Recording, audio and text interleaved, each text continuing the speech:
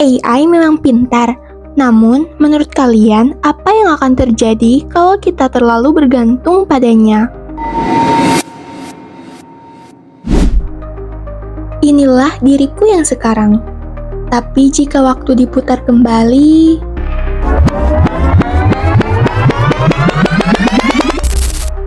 kau akan melihat sisi yang berbeda. Aku adalah orang yang jarang sekali menyentuh literasi.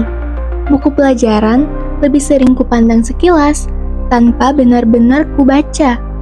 Buku cerita, entah sudah berapa lama aku tak lagi membukanya. Hari-hariku dipenuhi oleh tugas sekolah yang terus menumpuk. Belum selesai satu, sudah datang lagi yang lain. Matematika membuat kepalaku pening, sejarah terasa berat, bahkan menulis pun seolah menjadi beban. Suatu ketika, aku sedang mengerjakan tugas matematikaku. Namun, aku sangat kesulitan dalam mengerjakannya. Sampai akhirnya, aku pun menemukan jalan pintas. Di depanku ada beberapa buku. Aku bisa saja membuka buku tersebut dan mencari informasi apa yang aku tidak ketahui atau yang tidak aku kuasai. Namun, di saat itu, aku malah memilih untuk mengandalkan AI daripada diriku sendiri.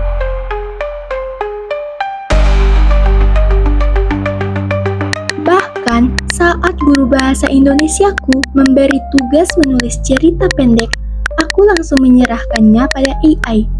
Dalam hitungan detik, tugasku selesai. AI tersebut memberiku jawaban yang cepat, kalimat yang rapi, bahkan cerpen yang seakan sempurna. Suatu hari di tengah kejenuhanku, aku membuka media sosial. Beberapa video tentang AI lewat di berandaku. Ada yang memuji kecanggihannya, dan ada pula yang mengingatkan bahayanya. Dan salah satu kalimat yang paling menancap di kepalaku adalah AI memang bisa menulis kata, namun tidak bisa menulis perasaan. Saat itu aku sadar, selama ini aku terlalu bergantung pada mesin. Padahal aku bukan tidak bisa, aku hanya belum bisa. Dan belum bisa artinya masih ada ruang untuk belajar. Sejak saat itu, aku mulai belajar kembali.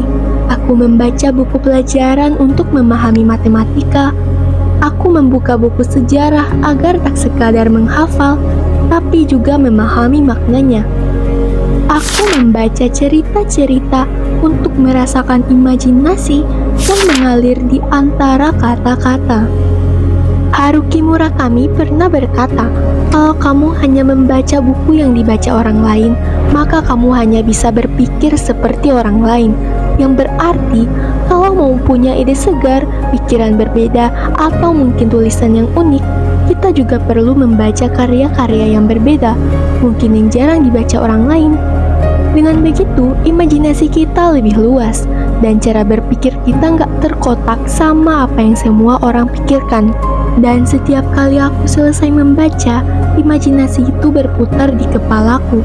Dari sana, aku pun mulai menulis. Menulis bukan hanya untuk karya, bukan pula sekadar untuk tugas sekolah. Ada tulisan yang kubuat hanya untuk menuangkan isi hati, untuk melepaskan rasa, agar pikiranku lebih lega. Buku memang memberiku banyak imajinasi, tapi bukan hanya buku yang menjadi sumbernya. Setiap pengalaman, setiap perjalanan, bahkan setiap luka dan senyum yang kutemui maupun kurasakan, semuanya kutuangkan ke dalam tulisanku. Buku memberiku imajinasi, pengalaman memberiku cerita, dan semuanya kucoba wujudkan dalam tulisan. AI mungkin bisa membuat tulisan, tapi hanya kitalah yang bisa memberi makna. Dan aku percaya, tulisan yang lahir dari hati akan selalu hidup lebih lama daripada sekadar deretan kata. Karena pada akhirnya, literasi adalah cara kita meninggalkan jejak. Jejak yang mungkin sederhana, tapi bisa bertahan untuk selamanya.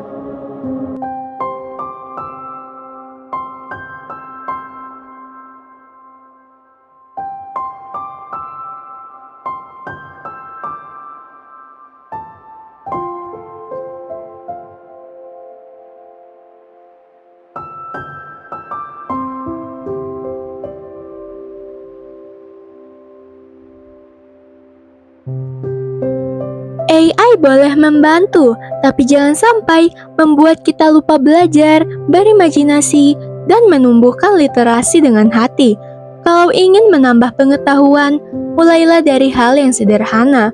Kamu bisa berkunjung ke perpustakaan atau membaca buku digital di handphone yang kamu punya.